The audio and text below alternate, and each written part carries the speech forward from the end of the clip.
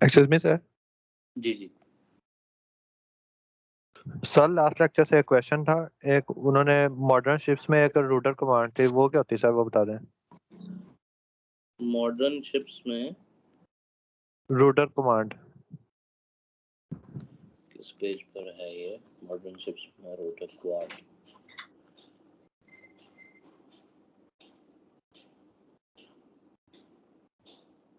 मुझे कोई रेफरेंस तो आप देना कि कहाँ पे लिखा हुआ है ये। सर पेज नंबर आप याद नहीं है, लेकिन ये एक वर्ड यूज हुआ था रूटर कमांड बस। किस कॉन्टेक्स्ट में यूज हुआ था, कुछ पता तो चले ना कि क्या बात वो कर रहा था उससे। रोटर क्वाड जो है, क्वाड तो क्वाड्रेंट्स को कहते हैं कि 4 क्वाड्रेंट हैं, और आप जो है वो ऐसे होता है ना, देखो कि यहीं पे मैं आपको बना देता हूँ कि आपके पास फर्ज करेंगे रेफरेंस के लिए ये 4 क्वाड्रेंट हैं, 1 2 3 4, और आप जो है इस आपके पास ये एक डिश है जिसमें आपके पास ये एक मोटर है और ये दूसरी मोटर है। ये यूं रोटेट कर सकती है, ये जो है यूं रोटेट कर सकती है, और ये स्टैंड पे यहाँ खड़ी है। तो अब जो है आप इन दोनों की मदद से ये जो यहाँ पे रेडार का पॉइंट है इसको आप मूव करा सकते हैं, ऐसे भी ऐसे भी ऐसे भी। इसको आप यहाँ देख सकते हैं क्वाड्रेंट में, इधर होगा पॉइंट, या उसको वो इन दोनों मोटर्स की मदद से इस तरह और इस तरह मूव करके यहाँ ला सकता है, इस तरह और इस तरह मूव करके यहाँ ला सकता है, यहाँ ला सकता है, यहाँ ला सकता है। तो ये एक प्लेन ऑफ मूवमेंट है जिसमें आप इसको आप चेंज कर सकते हैं, इसकी पोजीशन एजीमुथ इसको आप कहते हैं।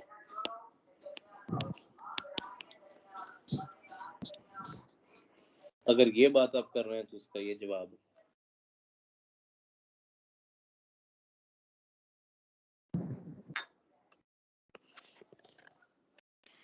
क्या ऐसी बात थी, यही बात कह रहा था वो।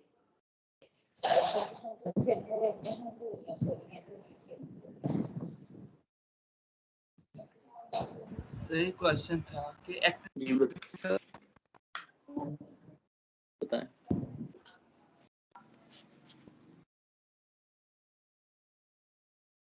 पूछे पूछे पूछे सर एक्चुएटिंग सिग्नल क्या होता है?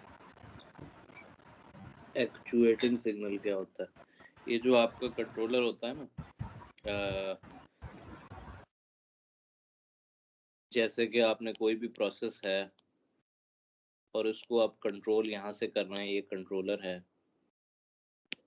तो इस कंट्रोलर के अंदर आपका जो स्टार्ट वाला सिग्नल होता है वो, और जो भी करेक्टिव मेजर्स वगैरह जो भी इसके अंदर आते हैं फीडबैक, वो जमा करके जो यहाँ सिग्नल जाता है इस प्रोसेस को स्टार्ट स्टॉप या मॉडिफाई करने के लिए, उसको आप एक्चुएटिंग सिग्नल कहते हैं। कंट्रोलर को आप इस तरह एक्चुएटर भी कहते हैं।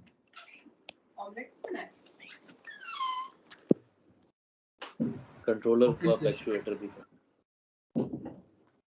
सर इसको हम इनिशियल सिग्नल और फीडबैक सिग्नल का सम भी कह सकते हैं। ये तो मैंने आपको वैसे रेफरेंस के लिए बताया है। इंडस्ट्री में आपका जो कंट्रोलर होता है उसी को एक्चुएटर आप कहते हैं, चीज़ को स्टार्ट करने वाला, बेसिकली किसी भी प्रोसेस को स्टार्ट करने वाला। तो अब आप इंट्यूटिवली जो हमने पढ़ा उससे समझ लें कि उस स्टार्ट में आपकी मॉडिफिकेशन भी शामिल है, कि जो प्रोसेस है उसको चेंज करने के लिए जो भी सिग्नल चाहिए, जैसे ये है, उसमें फिर आपका फीडबैक सिग्नल भी जमा हो रहा है और फिर ये आगे जाके कंट्रोलर से पास करके आगे जा रहा है प्लांट में। बेसिकली जो भी कंट्रोल सिग्नल है उसको आप कहते हैं actuating signal. Control signal equals actuating signal.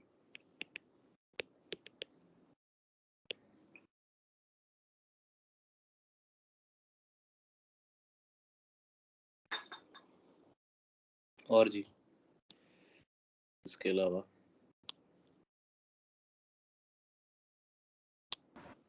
No sir, बस इतना ही। ठीक हो गया।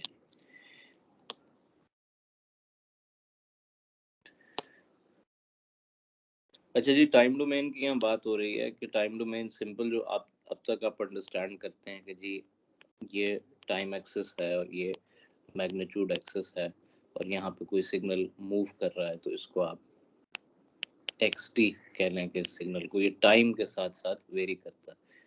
0 सेकंड पे और है, 1 सेकंड पे और है, 10 सेकंड्स पे और है। तो आप पूरे प्रोसेसेस को इसी तरह मॉडल कर सकते हैं। जैसे ये सिग्नल है xt equals sine omega t, या साइन ये where omega is the frequency, angular frequency. इस प्रोसेस को आप इस इक्वेशन से इंडिकेट कर सकते हैं। ये टाइम डोमेन। अब इसको आप अगर फ्रीक्वेंसी डोमेन मैनिपुलेशन में जाएं तो उससे ये होता है कि आप इस सारे को, जैसे मैंने लास्ट टाइम डिस्कस किया था, यहाँ बता दूं कि फ्रीक्वेंसी डोमेन में ये एक पॉइंट के तौर पे नज़र आएगा, इसका एक मैग्नीट्यूड होगा यहाँ पे, और ये इसकी जैसे 50 साइकिल्स पर सेकंड है तो ये 50 हर्ट्ज पे होगा। और इसको अगर आप थोड़ा सा मॉडिफाई कर लें इस तरह करके तो इसकी शक्ल चेंज हो जाएगी। फिर यहाँ भी हार्मोनिक होगी, इसकी मल्टीपल होगा, यहाँ भी होगी, यहाँ भी होगी, यहाँ भी होगी, इसकी वो बदल जाएगी सारी, बहुत से पॉइंट्स आ जाएंगे, जिसका फिजिकली मतलब ये है कि ये बहुत सारी फ्रीक्वेंसीज की वेव्स जो हैं आपस में मिल के ये चीज़ बना रही हैं। फ्रीक्वेंसी डोमेन एनालिसिस से आपको ये चीज़ें पता चलती हैं। अब ज़रा आपकी बुक जिस तरह इसको एक्सप्लेन कर रही है उसमें वापस आ जाते हैं।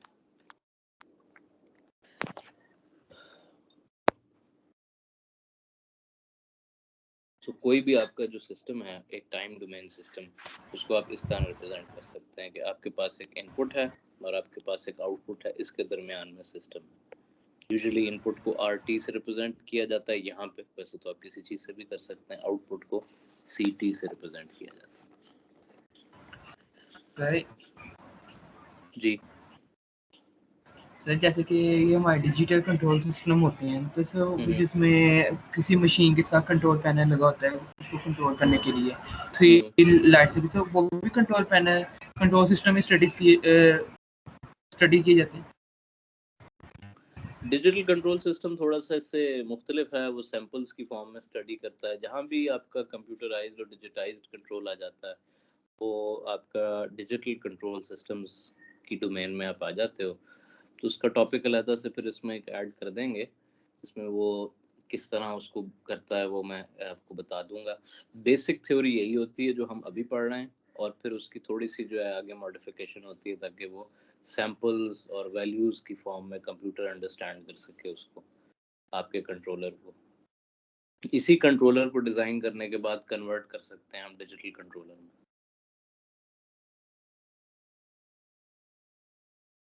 Okay sir. अच्छा जी, अब हर सिस्टम के अंदर जो है वो मल्टीपल सिस्टम्स हो सकते हैं।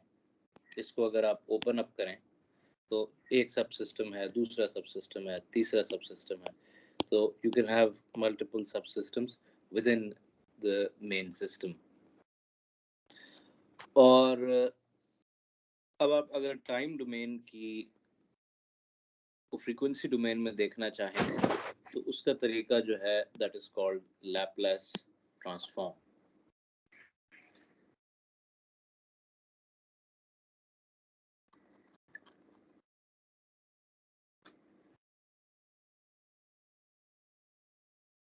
ये आपकी जो आर्टिकल 2.2 है पेज 35 का में, वहाँ पे हम वहाँ से स्टार्ट कर रहे हैं। तो इसको सिंपली अगर आप देखें तो ये जो ऑपरेटर है इसमें आपका टाइम डोमेन फंक्शन आता है, तो आपको फ्रीक्वेंसी डोमेन फंक्शन ये मिलता है, where S represents the frequency domain। ये किस तरह होता है ये आपके सामने है कि आपने टाइम डोमेन फंक्शन यहाँ लिख लिया और उसके साथ ये वाला आपने ऑपरेशन परफॉर्म कर दिया जिसमें इंटीग्रेशन है into this exponential and this dt term। इससे आपकी फ्रीक्वेंसी डोमेन आउटपुट आ जाती है ये वाली।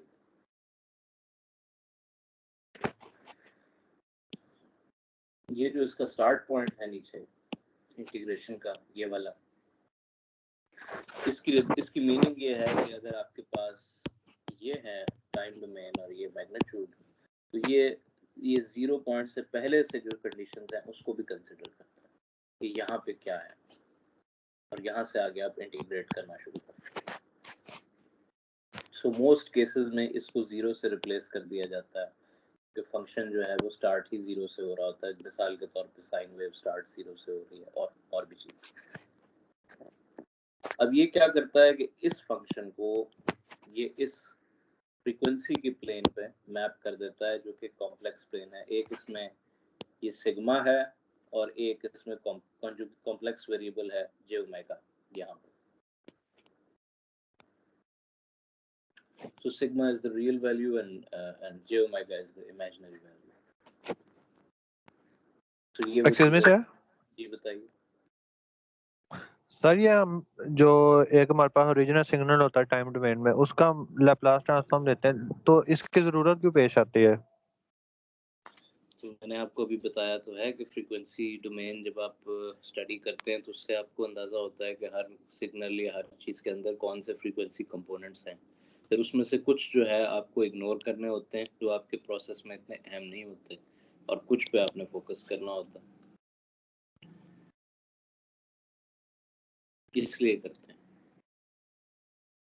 थैंक यू और सर। फिर इनके आगे जाके आप जो हैं वो बॉडी और मतलब क्या कहते हैं कि फेज प्लॉट्स वगैरह भी बनाते हैं कि ये किस तरह जो है किस फ्रीक्वेंसी पे सिस्टम किस तरह रिस्पॉन्ड कर रहा है। तो उसकी कंट्रोलर डिज़ाइनिंग में हेल्प करती है ये चीज़, कंट्रोलर डिज़ाइन। अब ये थ्योरी थोड़ी सी आगे आएगी कंट्रोलर डिज़ाइन में, फेज लैग, फेज लीड के जी इस फेज पे क्या रिस्पॉन्स था इनपुट की और ये जो है मतलब किस फ्रीक्वेंसी पे क्या रिस्पॉन्स था। तो ये सारी अल्टीमेटली आप बेहतर कंट्रोल डिज़ाइन करना चाह रहे हैं, इसका स्टेप है। अच्छा जी, वापस आ जाएं।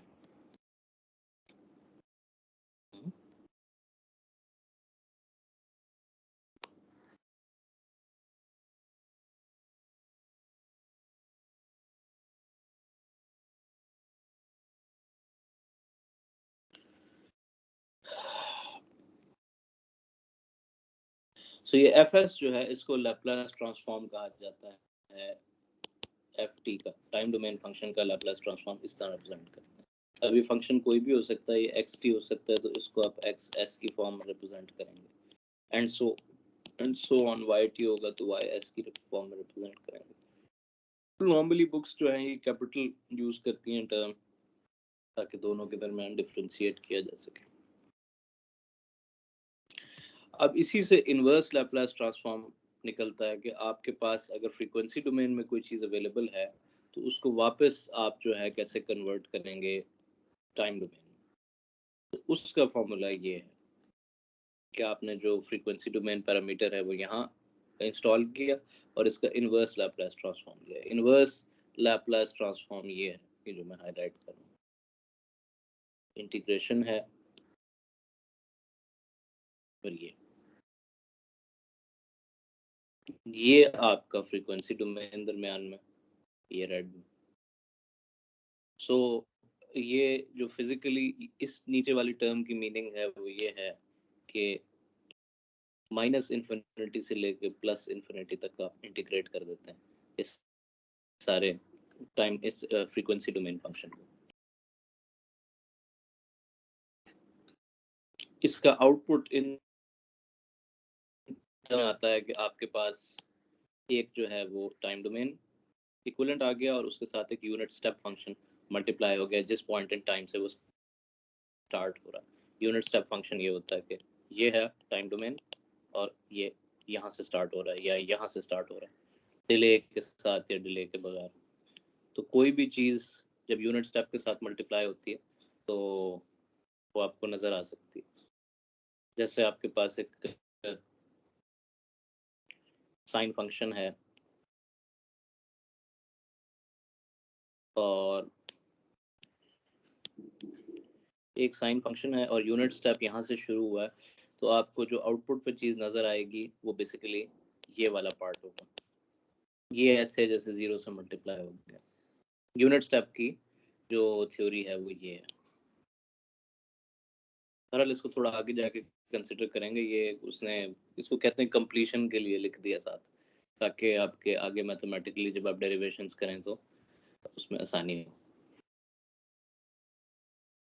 So where ut is equal to 1 for t greater than 0 and is equal to 0 for t less than 0.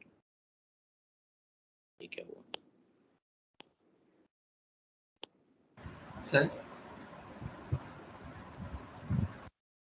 Ji sir देखिए सिस्टम में सर हमारे एक खास इंटरवल के लिए हमारी वो वैल्यू प्रूव कर सेटिस्फाई कर रही है, तो वही सिग्नल जब हम उसको कन्वर्ट करते हैं दूसरे सिस्टम में, तो उसमें उसकी उस इंटरवल में उसकी स्पेसिफिक किसी एक वैल्यू पर वो उसको सेटिस्फाई ना करें, तो वो तो कंटिन्यूस तो नहीं होगा, फंक्शन कंटिन्यूटी तो खत्म हो जाएगी।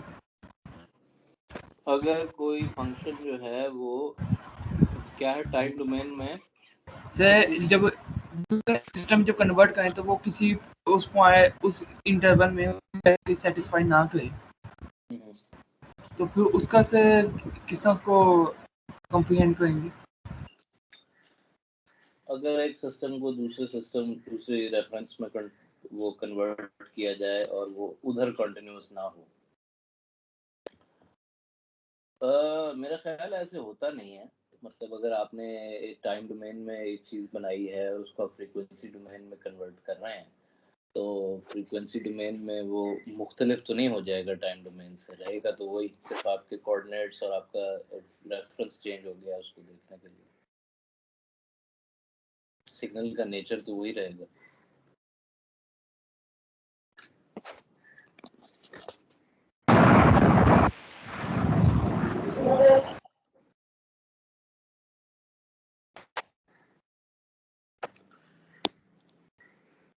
अच्छा जी,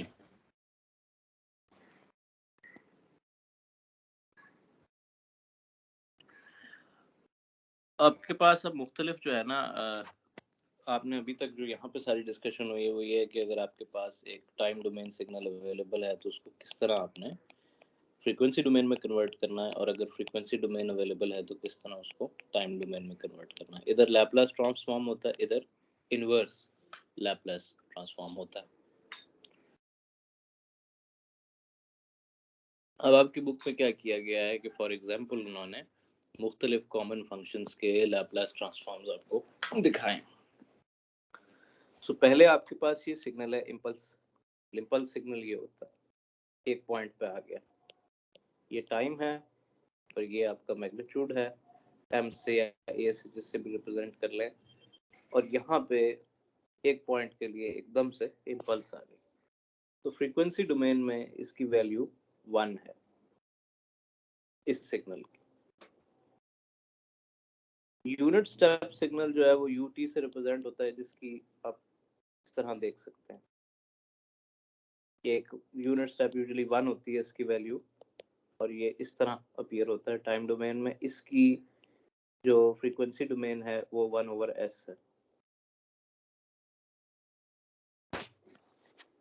अब अगर आपने यूनिट स्टेप के साथ कोई टाइम मल्टीप्लाई कर दिया है, इसको आप तो इसको आप इस तरह देख सकते हैं 1/s², और अगर जितनी ज्यादा टाइम्स आप मल्टीप्लाई करते जाएंगे उतना ज्यादा आप जो है वो इस तरह आता जाएगा, वेयर इज n जो है वो नंबर ऑफ टाइम्स है और इसका ये नेचुरल लॉग है, और sn+1। अच्छा, अब इसके बाद ये एक्सपोनेंशियल वाली टर्म्स आ गई जिसमें सिग्नल यूं करके राइज करता है,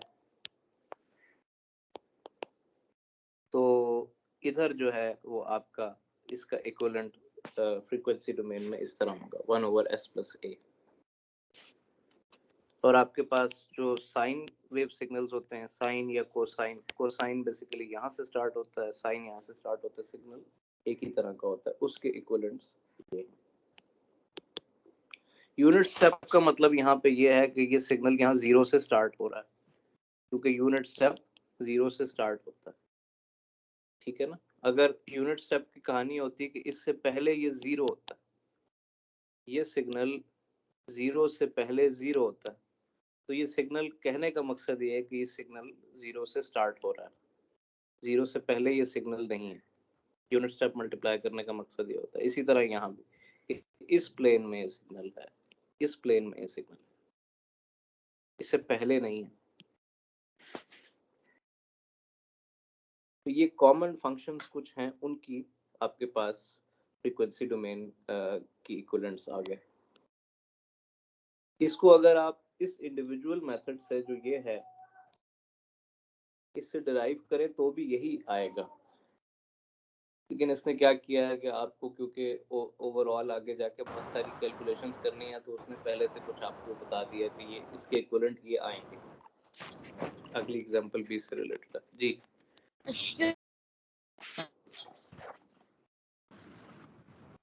दोबारा सवाल क्या कह रहे हैं? कि जैसे कि हमने ऊपर फार्मूलाज पढ़े हैं, वहां पे हम e power minus S T पढ़ा है, क्लासेस में पढ़ रहे हैं, वहां पे ए टी पढ़ा था। तो नीचे हम फार्मूला में एस यूज कर रहे हैं, उसके बाद ए कर रहे हैं, ऊपर फिर ए यूज कर सकते हैं जो फार्मूला ट्रांसफॉर्मेशन के लिए पढ़े हैं। एस यूज कर रहे हैं, ए यूज कर रहे हैं, ये बात नहीं है इसमें। अगर आप यही वैल्यू यहाँ सब्स्टिट्यूट करेंगे ना, ई अल्फा टी,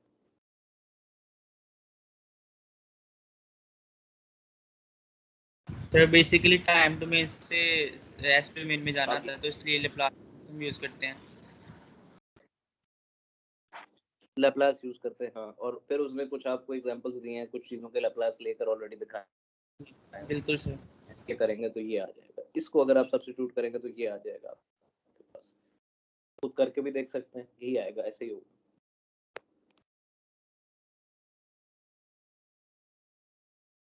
क्या है,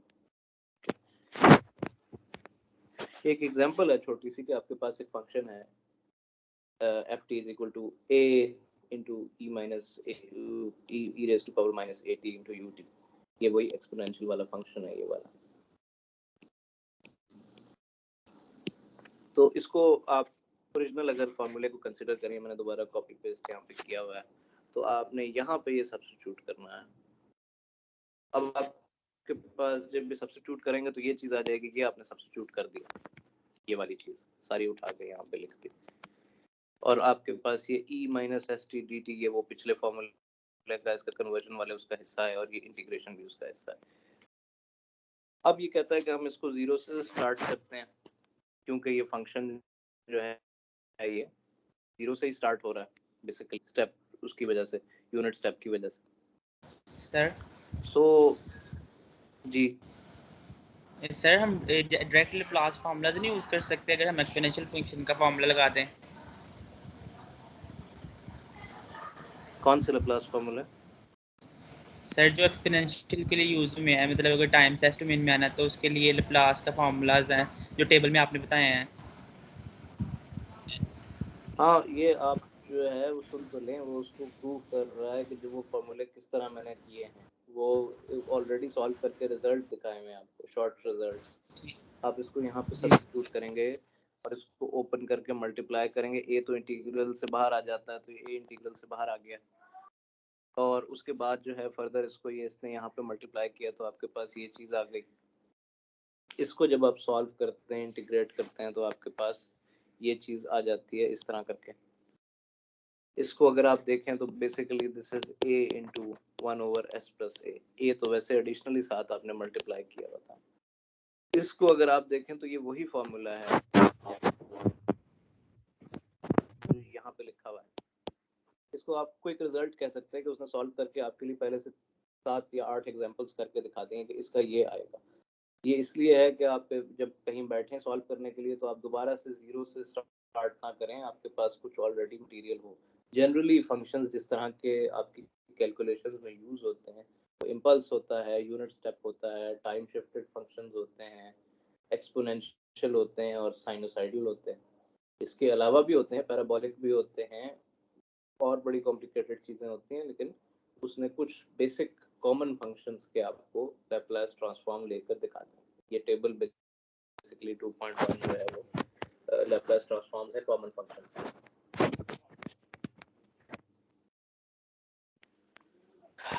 ऑल्टरनेटली अगर आप टेबल से देखना चाहें तो ये चीज़ जो है इसका इक्विवेलेंट ये होता है 1 ओवर एस प्लस ए।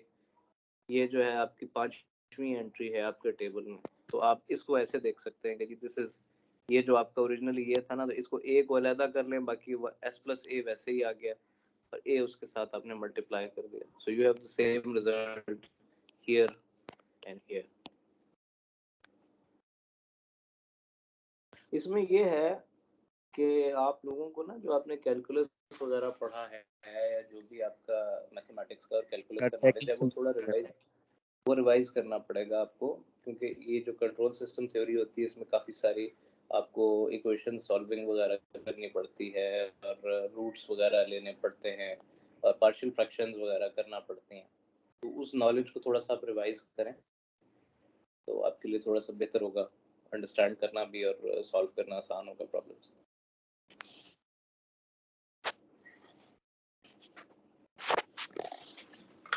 जी क्या पूछ रहे थे कोई दरमियान में? सर मैंने कहा था सेकंड सेमेस्टर में पढ़ा है, पढ़ लिया ना, तो ये आपका चौथा सेमेस्टर है, पांचवा सर। हाँ, तो बस वो नॉलेज को आप थोड़ा सा रिवाइज करें, वो आपको इसीलिए पढ़ाया जाता है, ये लेटर ऑन सॉल्व करने के लिए चीज़ें। कंट्रोल सिस्टम थ्योरी में ज़्यादा एप्लीकेशन होती है आपके कैलकुलस की नॉलेज की। अच्छा जी, अब आपके पास जो है कुछ थ्योरम्स हैं लैप्लास ट्रांसफॉर्म के टेबल 2.2 में। तो इसमें पहला जो थ्योरम है वो डेफिनेशन है जो मैंने शुरू में आपको बताई थी कि किस तरह लैप्लास लिया जाता है। इसको कहा भी उसने डेफिनेशन थ्योरम है कि आप किसी भी टाइम डोमेन चीज़ को इस प्रोसेस से गुजारें तो आपके पास ये वाला लैप्लास ट्रांसफॉर्म आ जाता है, फ्रीक्वेंसी डोमेन में चली जाती है चीज़ टाइम डोमेन से। अब इस डेफिनेशन को उसने थोड़ा सा मॉडिफाई किया है कि फर्ज करें आपके पास यहाँ एक फैक्टर मल्टीप्लाई हो रहा है k, तो इसकी अगर आप लैप्लास लेंगे तो आपका उसी फ्रीक्वेंसी डोमेन ट्रांसफॉर्मेशन के साथ ये k का फैक्टर मल्टीप्लाई हो जाएगा। जैसा कि आपने अभी यहाँ पे देखा कि आपने एक चीज़ है उसकी फ्रीक्वेंसी डोमेन ट्रांसफॉर्मेशन 1/s+a थी, उसके साथ a का फैक्टर मल्टीप्लाई हो रहा था, तो जब उसका आपने ट्रांसफॉर्म लिया लैप्लास तो आपके पास ये चीज़ आ गई जिसमें ये फैक्टर सिंपली मल्टीप्लाई हुआ है बाकी सारे ट्रांसफॉर्म के साथ। ठीक हो गया, ये बात आपने देख भी ली।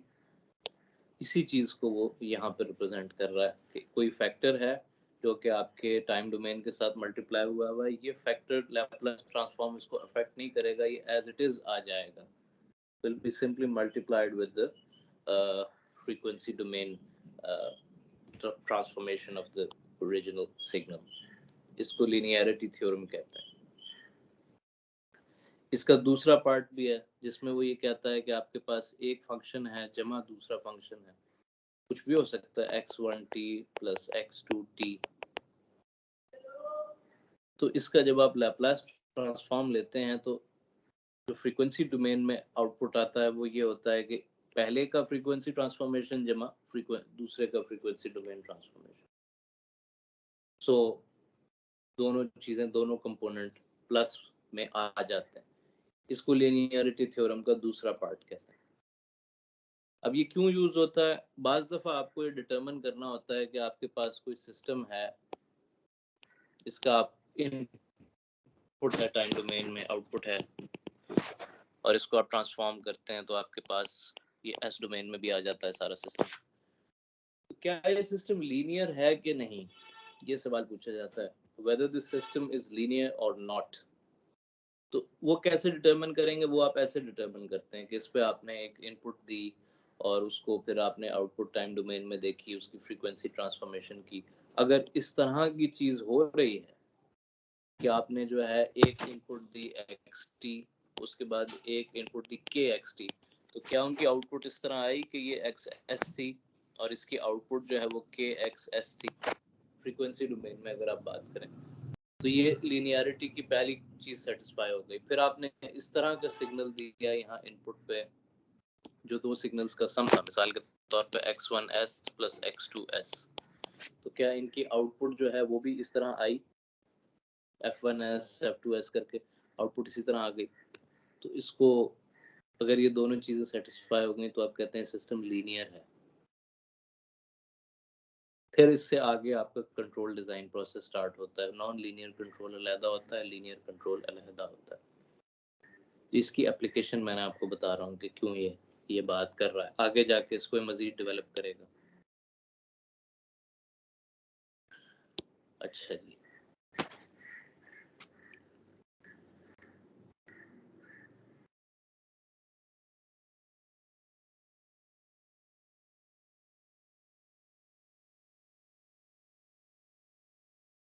अब फ्रीक्वेंसी शिफ्ट थ्योरम है कि आपके पास इस तरह का एक फंक्शन है जिसके साथ ये एक्सपोनेंशियल कंपोनेंट मल्टीप्लाई हुआ है। इसका आप लैप्लास ट्रांसफॉर्म लेंगे तो इसका आउटपुट बाय दिस वैल्यू जो -80 है, तो ये इस वैल्यू के साथ इसकी फ्रीक्वेंसी शिफ्ट हो जाएगी।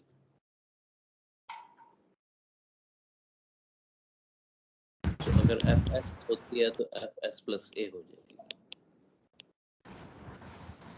सर जी जी, sir, this property is also called time domain translation property। तो सर इसे हम time domain translation property भी कहते हैं, इसकी रीजन क्या है सर? क्या कहते हैं दोबारा? Time domain translation property sir. जी जी जी, सर इसकी रीजन क्या है, इसे हम क्यों कहते हैं? टाइम डोमेन ट्रांसलेशन प्रॉपर्टीज को टाइम डोमेन ट्रांसलेशन प्रॉपर्टीज क्यों कहते हैं, ये पूछ रहे हैं? जी सर, ये एक क्वेश्चन है। ये मैंने आपको अभी रीजन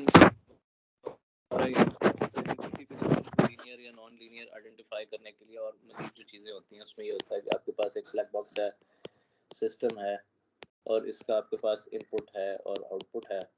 तो आप जो है अगर यहाँ पे एक चीज़ इनपुट देते हो xt, तो इसका आउटपुट भी एक आ गया, फिर आपने इसमें कुछ प्लस कर दिया, इसका आउटपुट क्या x1t जमा x2t आया, ये लीनियरिटी की एक कंडीशन है। फिर आपने कोई फैक्टर मल्टीप्लाई कर दिया तो आपके पास ये, तो इसकी लीनियरिटी डिटरमिन होती है कि टाइम डोमेन में जो है ये किस तरह रिस्पॉन्ड कर रहा है, ये सिस्टम लीनियर है कि नॉन लीनियर है, और उसके बाद उसका कंट्रोल वगैरह डिटरमिन किया जाता है कि कंट्रोल जो है वो अपना, क्या कहना चाह रहा हूँ मैं, कंट्रोल जो है वो अगर नॉन लीनियर कंट्रोल है तो उसकी नॉन लीनियर कंट्रोल थ्योरी अलग है, और जो आप पढ़ रहे हैं ये मोस्टली लीनियर कंट्रोल थ्योरी। अब यहाँ पे वो ये बात कर रहा है कि ये सिस्टम जो है ये लैप्लास ट्रांसफॉर्म का सिस्टम है, ये वाला। इसमें इनपुट जाता है टाइम डोमेन में, आउटपुट आता है इसमें, बल्कि इसको मैं किसी और फैक्टर से रिप्रेजेंट कर दूं, इनपुट एक्स डोमेन में, टी डोमेन में जाता है, आउटपुट एस डोमेन में आता है। ये लैप्लास ट्रांसफॉर्म है। तो अब ये इसकी लीनियरिटी नॉन लीनियरिटी की बात कर रहा है इस टेबल में। लीनियरिटी थ्योरम जो उसने दो बताए वो इस तरह है जी। इस चीज़ में अगर आपने के एक्स टी इनपुट दिया तो क्या आपके पास के एक्स एस आया, इसके मुताबिक आता है। लैप्लास ट्रांसफॉर्म जो है वो एक लीनियर सिस्टम है। इसी तरह अगर आपने x1t प्लस x2t किया तो यहाँ x1s प्लस x2s आ जाता है। तो ये एक लीनियर सिस्टम है, ये ऑपरेटर जो है लैप्लास ऑपरेटर। क्यों करते हैं हम ये इसको नॉन लीनियर और लीनियर क्यों कहते हैं टाइम डोमेन ट्रांसलेशन को, उसकी वजह मैंने आपको बता दी कि आप डिटरमिन करना चाहते हैं कि क्या आपका सिस्टम लीनियर है या नॉन लीनियर है। अगर नॉन लीनियर है तो नॉन लीनियर कंट्रोल थ्योरी अलहदा है, हसन के खलील की एक बुक है नॉन लीनियर कंट्रोल थ्योरी, उसमें अलहदा कुछ मेथड्स होते हैं उसको अंडरस्टैंड करना। ठीक हो गया?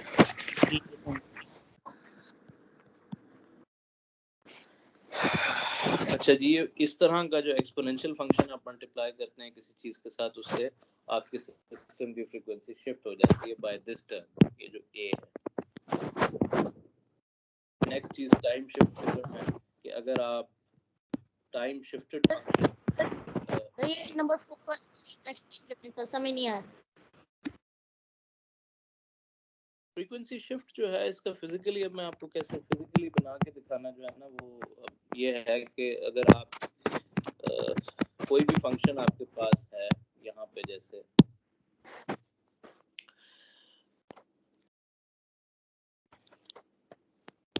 ये एक्स टी था तो आपके पास इसकी फ्रीक्वेंसी डोमेन एक्स एस आ गई।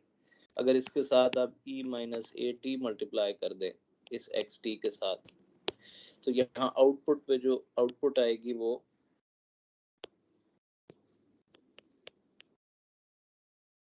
फ्रीक्वेंसी शिफ्टेड होगी।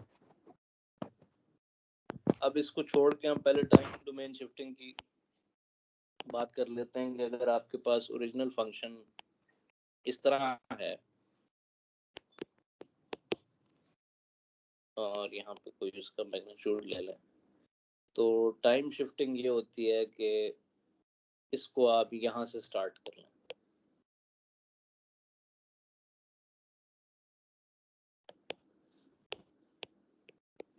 तो अब ये फंक्शन जो है, अगर ये पहले एक्स टी था तो अब ये टी माइनस टी हो जाएगा, फिर T is this point shift हो गया है। या अगर इसको आप बैक शिफ्ट कर लें, यहाँ पे कर लें, तो अब ये हो जाएगा x T plus T, where t is this।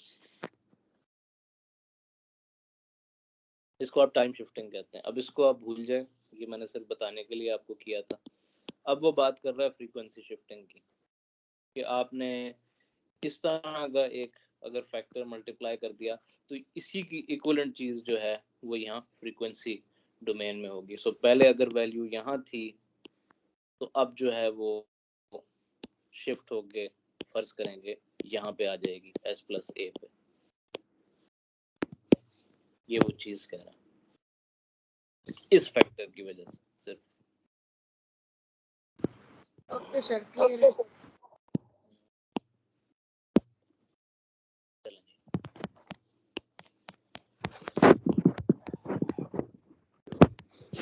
इसी तरह टाइम शिफ्ट थ्योरम है कि अगर टाइम डोमेन में शिफ्टेड सिग्नल होगा तो फ्रीक्वेंसी डोमेन में इस तरह का हो जाएगा, उसके साथ ये वाला फैक्टर मल्टीप्लाई हो जाएगा।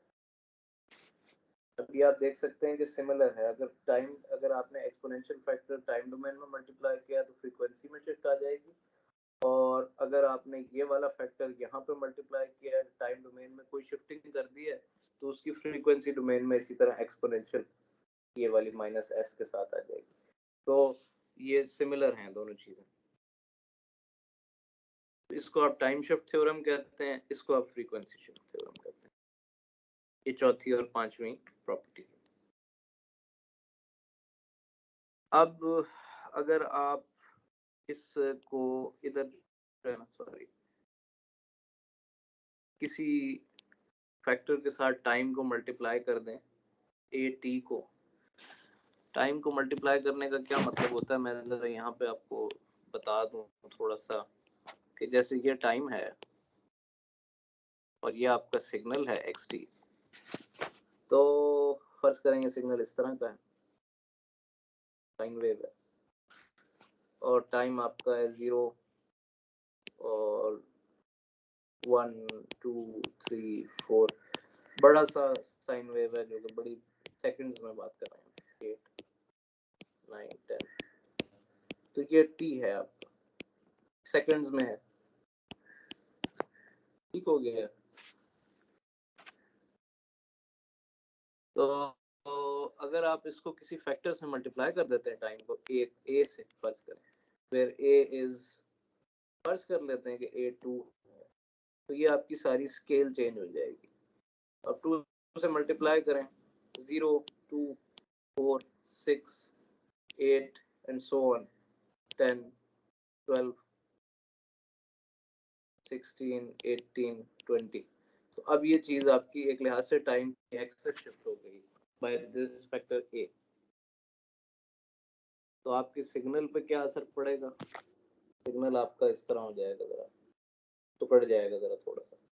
सिग्नल तो वही रहता है, उसकी सैम्पलिंग वैल्यू हर इंस्टेंट पे जो होती है वही रहती है। तो अगर आप एक्सेस को स्केल कर देते हैं तो उसकी सिग्नल की शेप चेंज हो जाती है। इसी तरह अगर आप इसको किसी और फैक्टर से 0.5 से मल्टीप्लाई करेंगे तो ये स्केल एक्सपैंड हो जाएगी। तो ये जो टाइम स्केलिंग है ये उसकी बात है। तो अगर टाइम को आप यहाँ स्केल करते हैं तो उसकी फ्रीक्वेंसी डोमेन में रिजल्ट इस तरह आता है, 1/a + f s/a। इसको आप स्केलिंग थ्योरम कहते हैं। अब आपके पास डिफरेंशिएशन थ्योरम है कि अगर आप किसी चीज का डिफरेंशियल रहते हैं टाइम डोमेन में तो आपके पास जो है वो इस तरह का रिजल्ट आता है, एस एफ एस इंटू ये वाला जो है इनिशियल पीरियड की बात हो रही है कि 0 से पहले इस सिग्नल में क्या था, और जिस तरह आप डिफरेंशिएशन करते जाते हैं सेकंड डिफरेंशिएशन की तो आपके पास ये वाली चीज आ गई, ये फैक्टर और आ गए एंड सो ऑन। जितनी ज्यादा डिफरेंशिएशन करते जाएंगे उस हिसाब से आपका ये इस फॉर्मूला के मुताबिक ये चेंज होता जाएगा।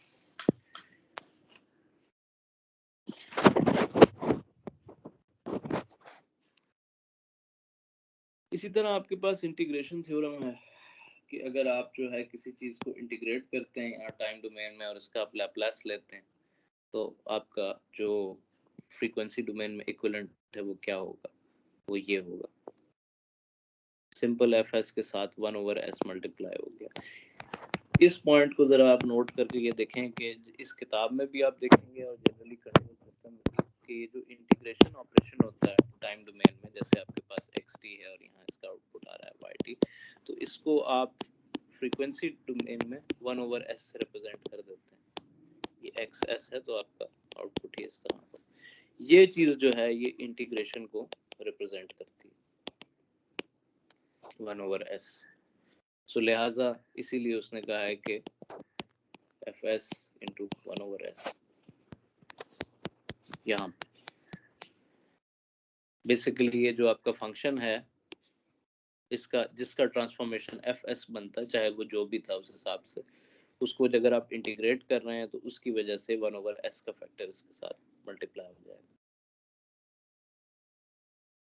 समझ आई ये बात? Yes sir. सर इसको Yes, दोबारा जी। बता दो।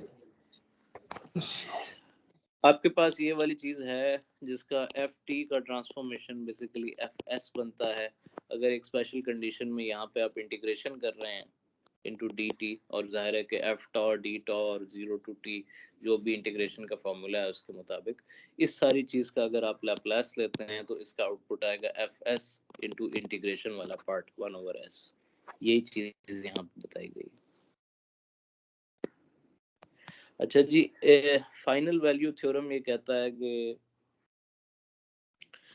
अगर आपकी टाइम डोमेन का जो सिग्नल है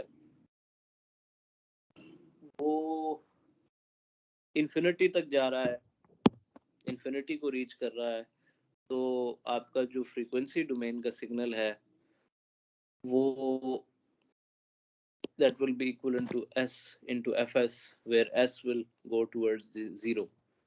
तो आपका जो फ्रीक्वेंसी डोमेन है वो उस सिग्नल का साइज छोटा होता जाएगा।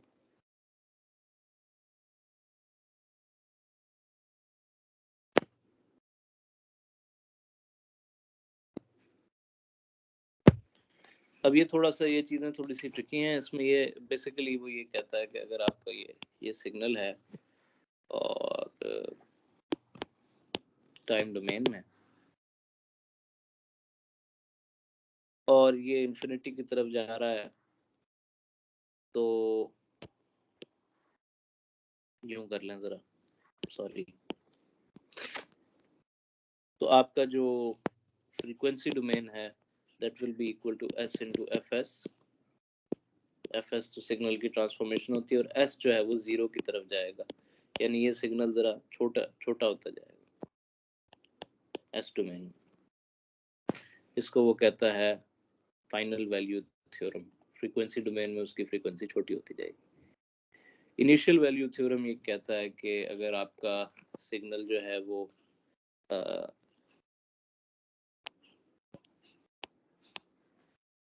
रिड्यूस करता जाता है, 0 की तरफ जाता जाता है, तो उसकी फ्रीक्वेंसी डोमेन जो चीज़ है वो बढ़ती जाएगी। बहरहाल इसकी ज़्यादा डिटेल जो है इन दो पॉइंट्स की ना 11 और 12 की आपके टेबल में ये हम जब यूज़ करेंगे तो उसको देखें। यहाँ पे इसने सिर्फ डिफाइन किया हुआ है मैथमेटिकल पॉइंट ऑफ व्यू से। इसकी एक्चुअल फिजिकल मीनिंग जो है वो हम लेटर ऑन कभी ज़रूरत पड़ेगी तो देख लेंगे।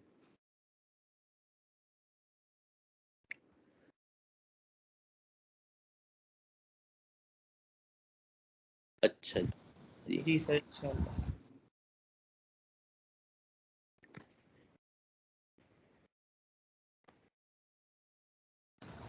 सर आज इतना ही करना है बस?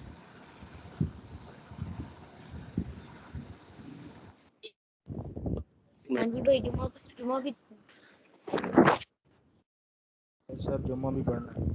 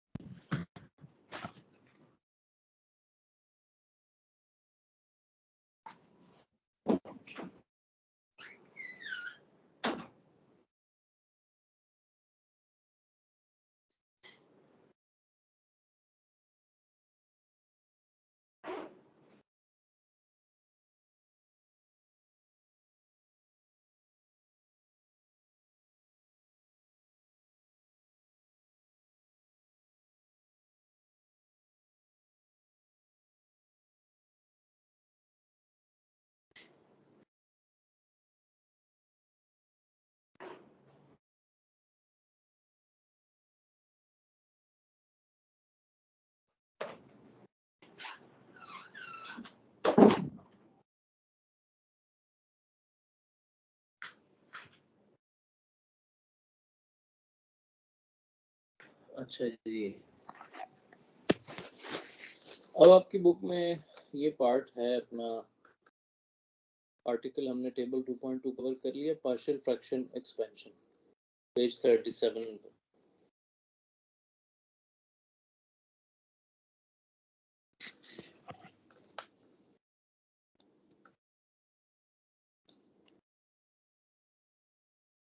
ये आर्टिकल जरा आप देख लें। पार्शियल फ्रैक्शन एक्सपेंशन याद है आप लोगों को? यस सर, याद है। तो उसको थोड़ा आप लोग रिवाइज कर लें। ये बेसिकली यहाँ पे कहा गया है कि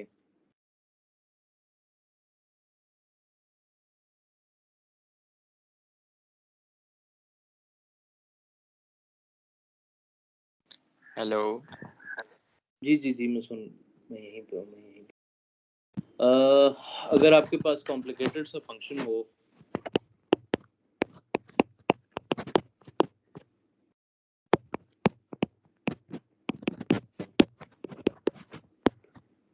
और s² + s + 5, तो आप जो है वो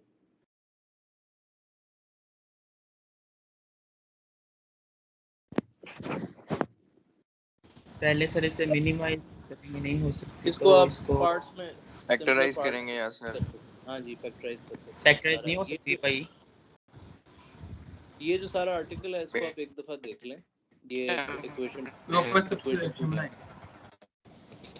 इक्वेशन 2.4 से लेकर ये आगे तक जा रहा है 2.13 तक।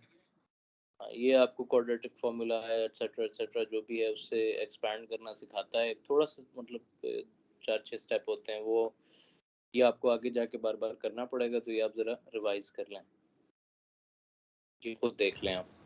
इसका जो है वो मेरे ख्याल है कि एक एग्जांपल भी है 2.3, ये भी इससे रिलेटेड है। अच्छा जी, देख लूँगी कहाँ तक है।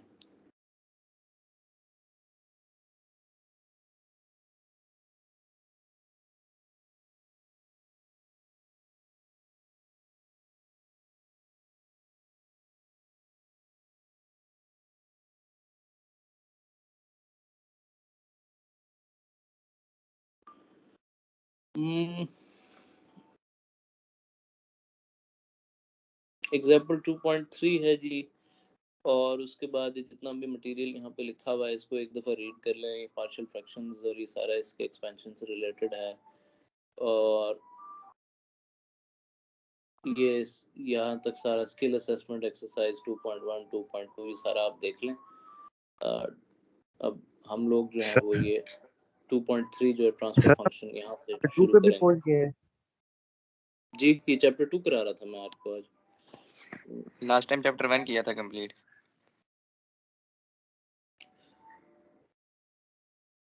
अब ऐसा है कि ये जो है ना, आपने ये चैप्टर 2 का जो ये पार्ट मैंने अभी आपको बताया है, पार्शियल फ्रैक्शन, एक्सपेंशन वगैरह और इसके सॉल्यूशंस जो हैं, ये आप देख लें, अपने कैलकुलस का नॉलेज रिवाइज कर लें। मैं आर्टिकल 2.3 से शुरू करूंगा अब दोबारा जब करूंगा तो ट्रांसफर फंक्शन। जी सर। अब ऐसा है, ठीक है सर। अब आप लोग जो है ना 2 बजे दोबारा स्टार्ट करते हैं लैब, तो 2 बजे आप लोग आ जाइएगा ऑनलाइन। ठीक है सर। Excuse me sir. जी जी सर इसके लैब में हम कौन सा यानी कि सॉफ्टवेयर यूज करेंगे? मैटलैब? हम मैटलैब यूज करेंगे। मैटलैब अगर आपने इंस्टॉल कर नहीं लिया तो कर लें अपने कंप्यूटर। जी सर। मैटलैब का इंट्रोडक्शन ही है आज, और उसका थोड़ा बहुत यूजेज है। ठीक हो गया जी। ठीक है सर, इंशाल्लाह आ जाएंगे। सर एक रिक्वेस्ट है सर, जुम्मा लेट होता है जी सर 2:30 बजे हमारा करते जुम्मा लेट होता है सर। सर 2 बजे जुम्मा होता है, 2:30 बजे क्लास करते हैं। अच्छा, कौन सा इलाका यस सर, 2:30 बजे जुम्मा कर होता है?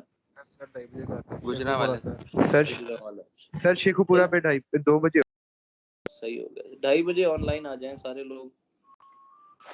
ओके जी, ठीक है sir. Okay sir, thank you. अल्लाह हाफिज़। सर अल्लाह हाफिज़ सर। अल्लाह हाफिज़। अल्लाह हाफिज़ सर। ठीक हो गया जी।